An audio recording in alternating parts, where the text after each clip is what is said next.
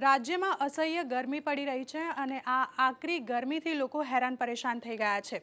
પરંતુ બીજી તરફ આ ગરમી વધુ વધે તેવી હવામાન વિભાગે આગાહી કરી છે, જે અંતર્ગત આગામી 4 દિવસ માટે રેડ એલર્ટ જાહેર કરવામાં આવ્યું છે। હજુ પણ ગુજરાતવાસીઓને આ ગરમીમાંથી કોઈ રાહત મળવાની નથી અને તેમાં પણ આ દિવસોમાં સંભવિત મહત્તમ તાપમાન 45 ડિગ્રી અને લઘુત્તમ તાપમાન 32 ડિગ્રી રહેશે તેવી હવામાન વિભાગે શક્યતા વ્યક્ત કરી છે। 4 દિવસ રાજ્યના 15 જિલ્લાઓમાં હીટ વેવની આગાહી વ્યક્ત કરવામાં આવી છે, જેમાં અમદાવાદ, બનાસકાંઠા, પાટણ, મહેસાણા, સાબરકાંઠા, ગાંધીનગર, સુરેન્દ્રનગર, આણંદ, રાજકોટ, અમરેલી, ભાવનગર, પોરબંદર, જૂનાગઢ, સુરત અને વલસાડનો સમાવેશ થાય છે। આ ઉપરાંત અમદાવાદ, ભાવનગર અને વડોદરામાં પણ ગરમ પવન ફૂંકાવાની ચેતવણી હવામાન વિભાગે આપી છે।